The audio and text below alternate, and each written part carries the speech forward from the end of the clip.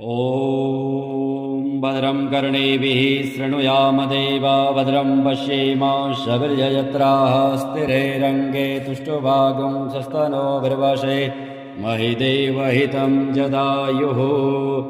हरिः ॐ नमस्ते गणपतये तमेवं प्रत्यक्षं तत्त्वमसि त्वमेव केवलं कर्तासि त्वमेव केवलं धर्तासि त्वमेव केवलं हर्तासि त्वमेव सर्वं खल्विदं ब्रह्मासि त्वं साक्षादात्मासि नित्यं ऋतं वच्मि सत्यं वच्मि अवक्तं माम अवक्तारम् अवसोतारम्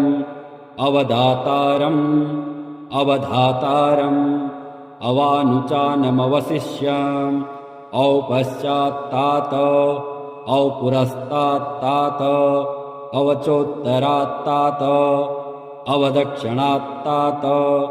अवचोद्ध्वात्तात अवाधरात्तात सर्वतो मां पाहि पाहि समन्तात। त्वं वाङ्मयस्त्वं चिन्मयः त्वमानन्दमयस्त्वं ब्रह्ममयः त्वं सच्चिदानन्दाद्वितीयोऽसि त्वं प्रत्यक्षं ब्रह्मासि त्वं ज्ञानमयो विज्ञानमयोऽसि सर्वं जगदिदं त्वत्तो जायते सर्वं जगदिदं त्वत्तिष्ठति सर्वं जगदिदं त्वयि लयमेष्यति सर्वं जगदिदं त्वयि प्रत्येति। त्वं भूमिरापो नलो निलो नभः त्वं चत्वारि वाक्पदानि त्वं गुणत्रयातीतः त्वं कालत्रयातीतः त्वं देहत्रयातीतः त्वं मूलाधारस्थोऽसि नित्यं त्वं शक्तित्रयात्मकः त्वां योगिनो ध्यायन्ति नित्यं त्वं ब्रह्मा त्वं विष्णुस्त्वं रुद्रस्त्वं इन्द्रस्त्वं अग्निस्त्वं वायुस्त्वं सूर्यस्त्वं चन्द्रमास्त्वं ब्रह्म भूर्भुवः स्वरोम गणादिं पूर्वमुच्चार्य वर्णादिं तदनन्तरम् अनुस्वारः परतरः अर्धेन्दुलसितं तारेण रुद्धम् एतत्तव मनुस्वरूपम् गकारः पूर्वरूपम् अकारो मध्यमरूपम् अनुस्वारश्चान्तरूपम् बिन्दुरुत्तररूपम् नादः सन्धानम् संहिता सन्धिः शैषा गणेशविद्या गणकऋषिः निश्चित गायत्री छन्दः श्रीमहागणपतिर्देवता। ॐ गं गणपते नमः। एकदन्ताय विद्महे वक्रतुण्डाय धीमहि तन्नो दन्ती प्रचोदयात्। एकदन्तं चतुर्हस्तं पाशमङ्कुशधारिणम् अभयं वरदं हस्तैर्बिभ्राणं मूषकध्वजं रक्तं लम्बोदरं शूर्पकर्णकं रक्तवाससं रक्तगन्धानुलिप्ताङ्गं रक्तपुष्पैः सुपूजितं भक्तानुकम्पिनं देवं जगत्कारणमच्युतम् आविर्भूतं च सृष्ट्यादौ प्रकृतेः पुरुषात् परम् एवं ध्यायन्ति यो नित्यं स योगी योगिनां वरः। नमो व्रातपतये नमो गणपतये नमः प्रमथपतये नमस्तेऽस्तु लम्बोदराय एकदन्ताय विघ्नविनाशिने शिवसुताय श्रीवरदमूर्तये नमो नमः। एतत् अथर्वशीरो यो धीते स ब्रह्म भूयाय कल्पते स सर्वविघ्नैर्बाध्यते स सर्वतः सुखमेधते स पञ्चमहापातकोत्पातकात् प्रमुच्यते सायं मधीयानो दिवस्कृतं पापं नाशयति प्रातर्धीयानो रात्रिकृतं पापं नाशयति सायं प्रातः प्रयुञ्जानो अपापो भवति धर्मार्थकाममोक्षं च विन्दति। इदम् अथर्वशीर्षं वशिष्याय न देयम् यो यदि मोहादाशयति स पापीयान् भवति सहर्षा वर्तनाद्यं यं कामं मधीते तं तमनेन साधयेत् अनेन गणपतिमभिषिञ्चति स वाग्मी भवति चतुर्थ्या मनस्पते स विद्यावान् भवति इत्यथर्ववाक्यम् ब्रह्माद्याचरणं विद्यात् न बिभेति कदाचनेति यो दूर्वाङ्कुरैर्यजति स वैष्णवोपमो भवति यो लाजैर्यजति स यशोवान् भवति स मेधावान् भवति यो मोदकसहस्रेण यजति स वाञ्छितफलमवाप्नोति यः साज्यसमृद्धिर्यजति स सर्वं लभते स सर्वं लभते अष्टौ ब्राह्मणान् सम्यक् ग्राहीत्वा सूर्यवर्चस्वी भवति सूर्यग्रहे महानद्यां प्रतिमासन्निधौ वा जपत्वा सिद्धमन्त्रो भवति महाविघ्नात् प्रमुच्यते महापापात् प्रमुच्यते महादोषात् प्रमुच्यते स सर्वविद् भवति स सर्वविद् भवति य एवं वेद ॐ भद्रं कर्णेभिः शृणुयाम देवा भद्रं पश्येमाशविर्यजत्राः स्थिरैरङ्गे तुष्टुवागुं स्वस्तनोभिर्वशेमहि देवहितं जदायुः मुदाकरात् मोदकं सदा विमुक्तिसाधकं कलाधरावतंसकं विलासिलोकरञ्जकम् अनायकैकनायकं विनाशिते भदैत्यकं नताशुभासुनाशकं नमामि तं विनायकम् न तेतरातिभीकरं नवोदितार्कभास्वरम् न मत्सुरारिनिर्जरं नताधिकापदुत्तरम् सुरेश्वरं निधीश्वरं गजेश्वरं गणेश्वरं महेश्वरं तमाश्रये परात्परं निरन्तरम् समस्तलोकशङ्करं निरस्तदैत्यकुञ्जरम् दरेतरोदरं वरं वरेव वक्रमक्षरम् कृपाकरं क्षमाकरं मुदाकरं यशस्करं नमस्करं नमस्कृतां नमस्करोमि भास्वरम् अकिञ्चनार्तिमार्जनं चिरन्तनोक्तिभाजनं पुरारिपूर्वनन्दनं सुरारिगर्वचर्वणम् प्रपञ्चनाशभीषणं धनञ्जयादिभूषणं कपोलदानवारणं भजे पुराणवारणम् नितान्तकान्तदन्तकान्तिमन्तकात्मकात्मजं मचिन्त्यरूपमन्तहीनमन्तराय चिन्तनम् हृदन्तरे निरन्तरं वसन्तमेव योगिनां तमेकदन्तमेव तं विचिन्तयामि सन्ततम् महागणेश पञ्चरत्नमादरेण योन्वहं प्रगायते प्रभातके हृदि स्मरन् गणेश्वरम् अरोगतामदोषतां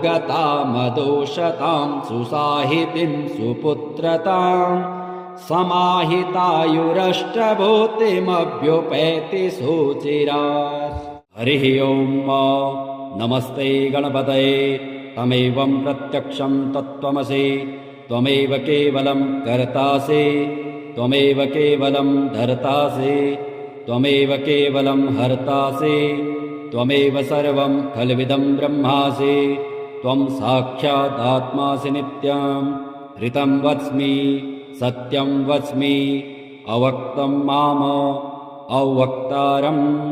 अवसोतारम् अवदातारम् अवधातारम् अवानुचानमवशिष्यम् औपश्चात्तात औपुरस्तात्तात अवचोत्तरात्तात अवदक्षिणात्तात अवचोद्ध्वात्तात अवाधरात्तात सर्वतो मां पाहि पाहि समन्तात त्वं वाङ्मयस्त्वं चिन्मयः त्वमानन्दमयस्त्वं ब्रह्ममयः त्वं सच्चिदानन्दाद्वितीयोऽसि त्वं प्रत्यक्षं ब्रह्मासि त्वं ज्ञानमयो विज्ञानमयोषि सर्वं जगदिदं त्वत्तो जायते सर्वं जगदिदं त्वत्तिष्ठति सर्वं जगदिदं त्वयि लयमेष्यति सर्वं जगदिदं त्वयि प्रत्येति त्वं भूमिरापो नलो निलो नभः त्वं चत्वारि वाक्पदानि त्वं गुणत्रयातीतः त्वं कालत्रयातीतः त्वं देहत्रयातीतः त्वं मूलाधारस्थोऽसि नित्यं त्वं शक्तित्रयात्मकः त्वां योगिनो ध्यायन्ति नित्यं त्वं ब्रह्मा त्वं विष्णुस्त्वं रुद्रस्त्वम् इन्द्रस्त्वम् अग्निस्त्वं वायुस्त्वं सूर्यस्त्वं चन्द्रमास्त्वं ब्रह्म भूर्भुवः स्वरोम गणादिं पूर्वमुच्चार्य वर्णादिं तदनन्तरम् अनुस्वारः परतरः अर्धेन्दुलसितं तारेण रुद्धम् एतत्तवमनुस्वरूपम् गकारः पूर्वरूपम् अकारो मध्यमरूपम् अनुस्वारश्चान्तरूपम् बिन्दुरुत्तररूपम् नादः सन्धानम् संहिता सन्धिः शैषा गणेशविद्या गणकऋषिः निश्चित गायत्री छन्दः श्रीमहागणपतिर्देवता ॐ गं गणपते नमः एकदन्ताय विद्महे वक्रतुण्डाय धीमहि तन्नो दन्ती प्रचोदयात् एकदन्तं चतुर्हस्तं पाशमङ्कुशधारिणम् अभयं वरदं हस्तैर्बिभ्राणं मूषकध्वजं रक्तं लम्बोदरं शूर्पकर्णकं रक्तवाससं रक्तगन्धानुलिप्ताङ्गं रक्तपुष्पैः सुपूजितं भक्तानुकम्पिनं देवं जगत्कारणमच्युतम् आविर्भूतं च सृष्ट्यादौ प्रकृतेः पुरुषात् परम् एवं ध्यायन्ति यो नित्यं स योगी योगिनां वरः नमो व्रातपतये नमो गणपतये नमः प्रमथपतये नमस्तेऽस्तु लम्बोदराय एकदन्ताय विघ्नविनाशिने शिवसुताय श्रीवरदमूर्तये नमो नमः एतत् अथर्वशीरो यो धीते स ब्रह्मभूयाय कल्पते स सर्वविघ्नैर्बाध्यते स सर्वतः सुखमेधते स पञ्चमहापातकोत्पातकात् प्रमुच्यते सायं मधीयानो दिवस्कृतं पापं नाशयति प्रातर्धीयानो रात्रिकृतं पापं नाशयति सायं प्रातः प्रयुञ्जानो अपापो भवति धर्मार्थकाममोक्षं च विन्दति इदम् अथर्वशीर्षं वशिष्याय न देयम् यो यदि मोहादाशयति स पापीयान् भवति सहर्षावर्तनाद्यं यं कामं मधीते तं तमनेन साधयेत् अनेन गणपतिमभिषिञ्चति स वाग्मी भवति चतुर्थ्या मनस्पते स विद्यावान् भवति इत्यथर्ववाक्यम् ब्रह्माद्याचरणं विद्यात् न बिभेति कदाचनेति यो दूर्वाङ्कुरैर्यजति स वैष्णवोपमो भवति यो लाजैर्यजति स यशोवान् भवति स मेधावान् भवति यो मोदकसहस्रेण यजति स वाञ्छितफलमवाप्नोति यः साज्यसमृद्धिर्यजति स सर्वं लभते स सर्वं लभते अष्टौ ब्राह्मणान् सम्यक् ग्राहीत्वा सूर्यवर्चस्वी भवति सूर्यग्रहे महानद्यां प्रतिमासन्निधौ वा जपत्वा सिद्धमन्त्रो भवति महाविघ्नात् प्रमुच्यते महापापात् प्रमुच्यते महादोषात् प्रमुच्यते स सर्वविद् भवति स सर्वविद् भवति य एवं वेद ॐ भद्रं कर्णेभिः शृणुयाम देवा भद्रं पश्येम सविर्जयत्राः स्थिरैरङ्गे तुष्टुवागुं स्वस्तनोभिर्वशेमहि देवहितं जदायुः। मुदाकरात् मोदकं सदा विमुक्तिसाधकं कलाधरावतंसकं विलासिलोकरञ्जकम् अनायकैकनायकं विनाशिते भदैत्यकं नताशुभासुनाशकं नमामि तं विनायकम् न ते तरातिभीकरं नवोदितार्कभास्वरं न मत्सुरारिनिर्जरं नताधिकापदुत्तरम् सुरेश्वरं निधीश्वरं गजेश्वरं गणेश्वरं महेश्वरं तमाश्रये परात्परं निरन्तरम् समस्तलोकशङ्करं निरस्तदैत्यकुञ्जरं दरेतरोदरं वरं वरेव वक्रमक्षरम्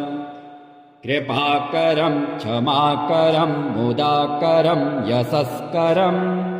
नमस्करं नमस्कृतां नमस्करोमि भास्वरम् अकिञ्चनार्तिमार्जनं चिरन्तनोक्तिभाजनं पुरारिपूर्वनन्दनं सुरारिगर्वचर्वण प्रपञ्चनाशभीषणं धनञ्जयादिभूषणं कपोलदानवारणं भजे पुराणवारणम् नितान्तकान्तदन्तकान्तिमन्तकात्मकात्मजं मचिन्त्यरूपमन्तहीनमन्तराय कृन्तनम्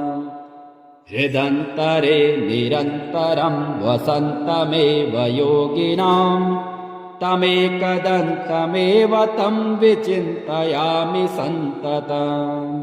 महागणेश पञ्चरत्नमादरेण योन्वहं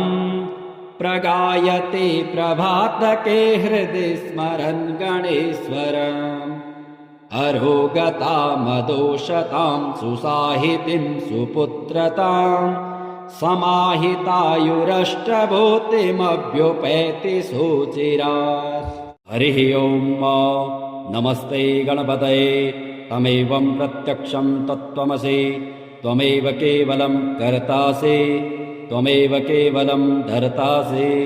त्वमेव केवलं हर्तासि त्वमेव सर्वं खल्विदं ब्रह्मासि त्वं साक्षादात्मासि नित्यं ऋतं वच्मि सत्यं वच्मि अवक्तं माम अवक्तारम् अवश्रोतारम् अवदातारम् अवधातारम् अवानुचानमवशिष्याम् औपश्चात्तात औपुरस्तात्तात अवचोत्तरात्तात अवदक्षिणात्तात अवचोद्ध्वात्तात अवाधरात्तात सर्वतो मां पाहि पाहि समन्तात त्वं वाङ्मयस्त्वं चिन्मयः त्वमानन्दमयस्त्वं ब्रह्ममयः त्वं सच्चिदानन्दाद्वितीयोऽसि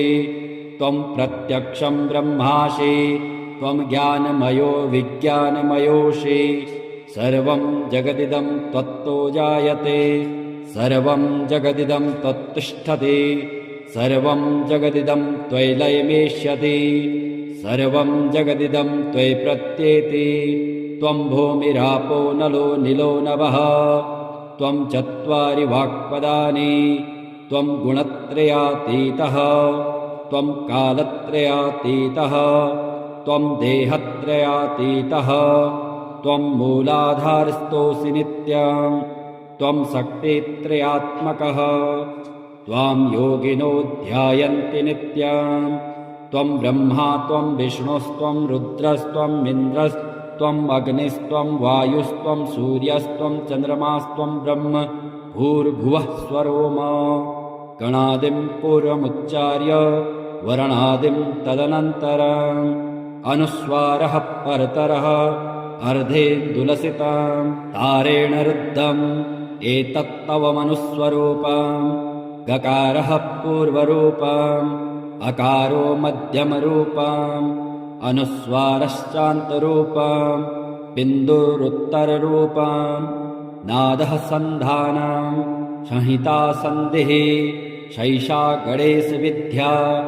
गणकऋषिः निश्चितगायत्री छन्दः श्रीमहागणपतिर्देवता। ॐ गं गणपते नमः। एकदन्ताय विद्महे वक्रतुण्डाय धीमहि तन्नो दन्ती प्रचोदयात्। एकदन्तं चतुर्हस्तं पाशमङ्कुशधारिणम् अभयं वरदं हस्तैर्बिभ्राणं मूषकध्वजं रक्तं लम्बोदरं शूर्पकर्णकं रक्तवाससं रक्तगन्धानुलिप्ताङ्गं रक्तपुष्पैः सुपूजितं भक्तानुकम्पिनं देवं जगत्कारणमच्युतम् आविर्भूतं च सृष्ट्यादौ प्रकृतेः पुरुषात् परम् एवं ध्यायन्ति यो नित्यं स योगी योगिनां वरः। नमो व्रातपतये नमो गणपतये नमः प्रमथपतये नमस्तेऽस्तु लम्बोदराय एकदन्ताय विघ्नविनाशिने शिवसुताय श्रीवरदमूर्तये नमो नमः। एतत् अथर्वशीरो यो धीते स ब्रह्मभूयाय कल्पते स सर्वविघ्नैर्बाध्यते स सर्वतः सुखमेधते स पञ्चमहापातकोत्पातकात् प्रमुच्यते सायं मधीयानो दिवस्कृतं पापं नाशयति प्रातर्धीयानो रात्रिकृतं पापं नाशयति सायं प्रातः प्रयुञ्जानो अपापो भवति धर्मार्थकाममोक्षं च विन्दति। इदम् अथर्वशीर्षं शिष्याय न देयम् यो यदि मोहादाशयति स पापीयान् भवति सहर्षा वर्तनाद्यं यं कामम् अधीते तं तमनेन साधयेत् अनेन गणपतिमभिषिञ्चति स वाग्मी भवति चतुर्थ्या मनस्पति स विद्यावान् भवति इत्यथर्ववाक्यम्। ब्रह्माद्याचरणं विद्यात् न बिभेति कदाचनेति यो दूर्वाङ्कुरैर्यजति स वैष्णवोपमो भवति यो लाजैर्यजति स यशोवान् भवति स मेधावान् भवति यो मोदकसहस्रेण यजति स वाञ्छितफलमवाप्नोति यः साज्यसमृद्धिर्यजति स सर्वं लभते स सर्वं लभते। अष्टौ ब्राह्मणान् सम्यक् ग्राहीत्वा सूर्यवर्चस्वी भवति सूर्यग्रहे महानद्यां प्रतिमासन्निधौ वा जपत्वा सिद्धमन्त्रो भवति महाविघ्नात् प्रमुच्यते महापापात् प्रमुच्यते महादोषात् प्रमुच्यते स सर्वविद् भवति स सर्वविद् भवति य एवं वेद। ॐ भद्रं कर्णेभिः शृणुयाम देवा भद्रं पश्येम सविर्जयत्राः स्थिरैरङ्गे तुष्टुवागुं सस्तनोभिर्वशेमहि देवहितं जदायुः।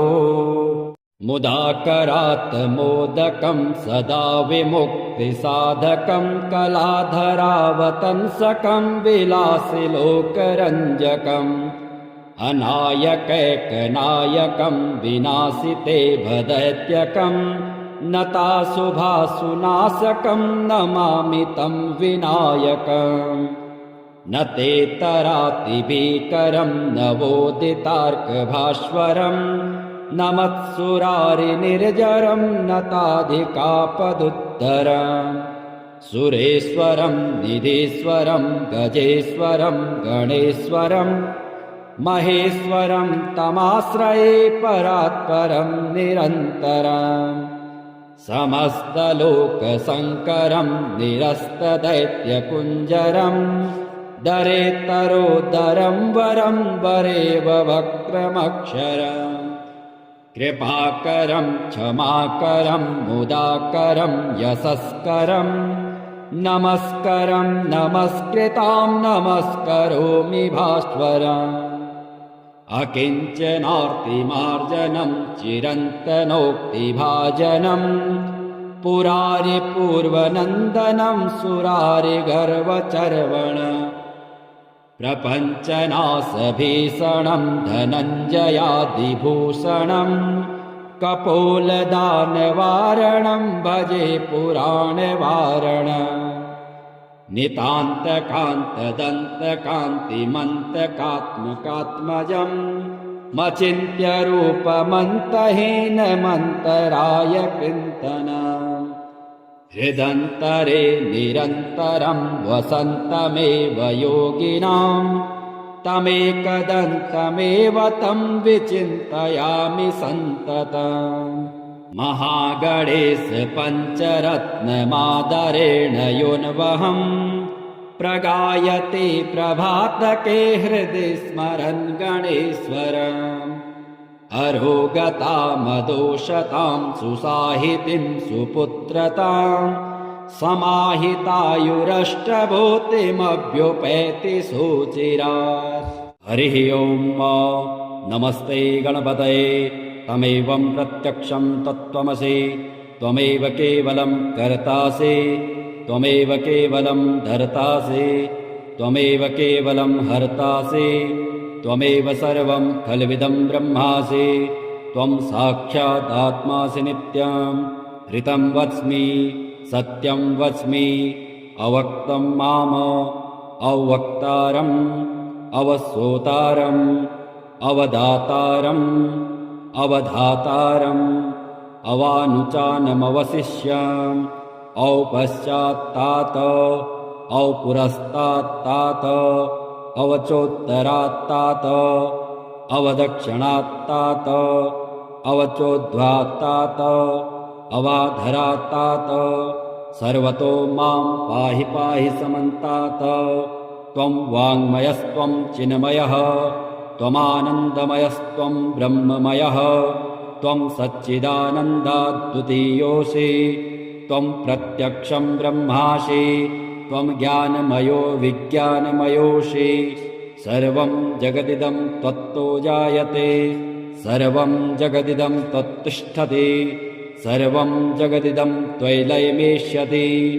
सर्वं जगदिदं त्वयि प्रत्येति त्वं भूमिरापो नलो निलो नभः त्वं चत्वारि वाक्पदानि त्वं गुणत्रयातीतः त्वं कालत्रयातीतः त्वं देहत्रयातीतः त्वं मूलाधारस्थोऽसि नित्यं त्वं शक्तित्रयात्मकः त्वां योगिनो ध्यायन्ति नित्यं त्वं ब्रह्मा त्वं विष्णुस्त्वं रुद्रस्त्वं इन्द्रस्त्वं अग्निस्त्वं वायुस्त्वं सूर्यस्त्वं चन्द्रमास्त्वं ब्रह्म भूर्भुवः स्वरोम गणादिं पूर्वमुच्चार्य वर्णादिं तदनन्तरम् अनुस्वारः परतरः अर्धेन्दुलसितं तारेण रुद्धम् एतत्तव मनुस्वरूपम् गकारः पूर्वरूपम् अकारो मध्यमरूपम् अनुस्वारश्चान्तरूपम् बिन्दुरुत्तररूपम् नादः सन्धानम् संहिता सन्धिः शैषा गणेशविद्या गणकऋषिः निश्चित गायत्री छन्दः श्रीमहागणपतिर्देवता ॐ गं गणपते नमः एकदन्ताय विद्महे वक्रतुण्डाय धीमहि तन्नो दन्ती प्रचोदयात् एकदन्तं चतुर्हस्तं पाशमङ्कुशधारिणम् अभयं वरदं हस्तैर्बिभ्राणं मूषकध्वजं रक्तं लम्बोदरं शूर्पकर्णकं रक्तवाससं रक्तगन्धानुलिप्ताङ्गं रक्तपुष्पैः सुपूजितं भक्तानुकम्पिनं देवं जगत्कारणमच्युतम् आविर्भूतं च सृष्ट्यादौ प्रकृतेः पुरुषात् परम् एवं ध्यायन्ति यो नित्यं स योगी योगिनां वरः नमो व्रातपतये नमो गणपतये नमः प्रमथपतये नमस्तेऽस्तु लम्बोदराय एकदन्ताय विघ्नविनाशिने शिवसुताय श्रीवरदमूर्तये नमो नमः एतत् अथर्वशीरो यो धीते स ब्रह्म भूयाय कल्पते स सर्वविघ्नैर्बाध्यते स सर्वतः सुखमेधते स पञ्चमहापातकोत्पातकात् प्रमुच्यते सायं मधीयानो दिवस्कृतं पापं नाशयति प्रातर्धीयानो रात्रिकृतं पापं नाशयति सायं प्रातः प्रयुञ्जानो अपापो भवति धर्मार्थकाममोक्षं च विन्दति इदम् अथर्वशीर्षं वशिष्याय न देयम् यो यदि मोहादाशयति स पापीयान् भवति सहर्षा वर्तनाद्यं यं कामम् अधीते तं तमनेन साधयेत् अनेन गणपतिमभिषिञ्चति स वाग्मी भवति चतुर्थ्या मनस्पते स विद्यावान् भवति इत्यथर्ववाक्यम् ब्रह्माद्याचरणं विद्यात् न बिभेति कदाचनेति यो दूर्वाङ्कुरैर्यजति स वैष्णवोपमो भवति यो लाजैर्यजति स यशोवान् भवति स मेधावान् भवति यो मोदकसहस्रेण यजति स वाञ्छितफलमवाप्नोति यः साज्यसमृद्धिर्यजति स सर्वं लभते स सर्वं लभते अष्टौ ब्राह्मणान् सम्यक् ग्राहीत्वा सूर्यवर्चस्वी भवति सूर्यग्रहे महानद्यां प्रतिमासन्निधौ वा जपत्वा सिद्धमन्त्रो भवति महाविघ्नात् प्रमुच्यते महापापात् प्रमुच्यते महादोषात् प्रमुच्यते स सर्वविद् भवति स सर्वविद् भवति य एवं वेद ॐ भद्रं कर्णेभिः शृणुयाम देवा भद्रं पश्येम सविर्जयत्राः स्थिरैरङ्गे तुष्टुवागुं सस्तनोभिर्वशेमहि देवहितं जदायुः मुदाकरात् मोदकं सदा विमुक्तिसाधकं कलाधरावतंसकं विलासिलोकरञ्जकम् अनायकैकनायकं विनाशिते भदैत्यकं नताशुभासुनाशकं नमामि तं विनायकम् न तेतरातिभीकरं नवोदितार्कभास्वरम् न मत्सुरारिनिर्जरं नताधिकापदुत्तरम् सुरेश्वरं निधीश्वरं गजेश्वरं गणेश्वरं महेश्वरं तमाश्रये परात्परं निरन्तरम् समस्तलोकशङ्करं निरस्तदैत्यकुञ्जरं दरेतरोदरं वरं वरेव वक्रमक्षरम् कृपाकरं क्षमाकरं मुदाकरं यशस्करं नमस्करं नमस्कृतां नमस्करोमि भास्वरम् अकिञ्चनार्तिमार्जनं चिरन्तनोक्तिभाजनं पुरारिपूर्वनन्दनं सुरारिगर्वचर्वण प्रपञ्चनाशभीषणं धनञ्जयादिभूषणं कपोलदानवारणं भजे पुराणवारणम् नितान्तकान्तदन्तकान्तिमन्तकात्मकात्मजं मचिन्त्यरूपमन्तहीनमन्तराय चिन्तनम् हृदन्तरे निरन्तरं वसन्तमेव योगिनां तमेकदन्तमेव तं विचिन्तयामि सन्ततम् महागणेश पञ्चरत्नमादरेण योन्वहम् प्रगायते प्रभातके हृदि स्मरन् गणेश्वरम् अरोगतामदोषतां सुसाहितिं सुपुत्रतां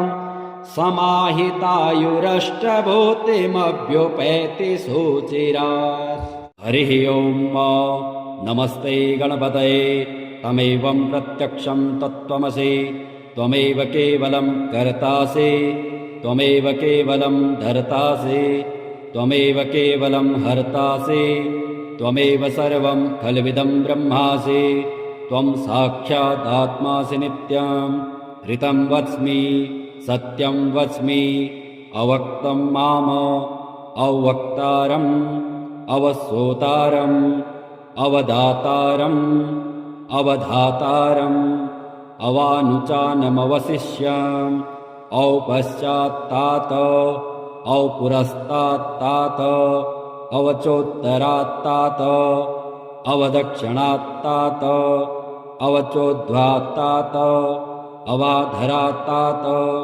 सर्वतो मां पाहि पाहि समन्तात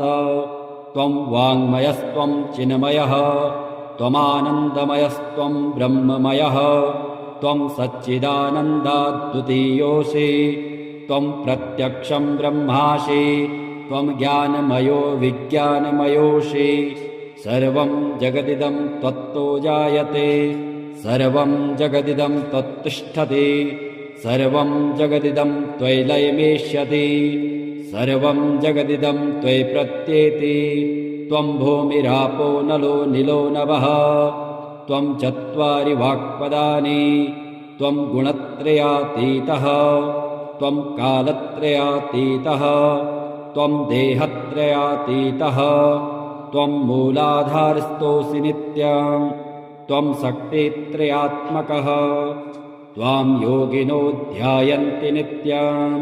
त्वं ब्रह्मा त्वं विष्णुस्त्वं रुद्रस्त्वम् इन्द्रस्त्वम् अग्निस्त्वं वायुस्त्वं सूर्यस्त्वं चन्द्रमास्त्वं ब्रह्म भूर्भुवः स्वरोम गणादिं पूर्वमुच्चार्य वर्णादिं तदनन्तरम् अनुस्वारः परतरः अर्धेन्दुलसितं तारेण रुद्धम् एतत्तव मनुस्वरूपम् गकारः पूर्वरूपम् अकारो मध्यमरूपम् अनुस्वारश्चान्तरूपम् बिन्दुरुत्तररूपम् नादः सन्धानम् संहिता सन्धिः शैषा गणेशविद्या गणकऋषिः निश्चित गायत्री छन्दः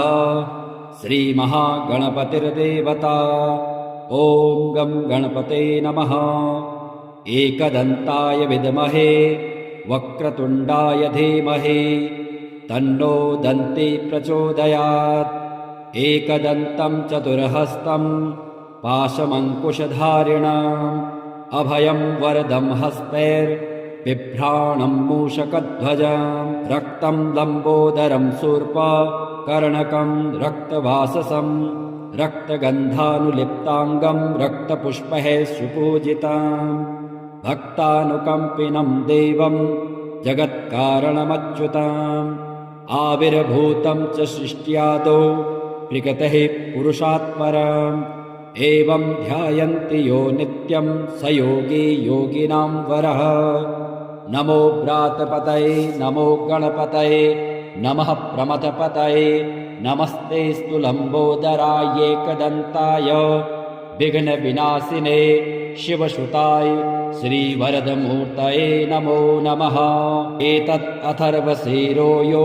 धीते स ब्रह्मभूयाय कल्पते स सर्वविघ्नैर्बाध्यते स सर्वतः सुखमेधते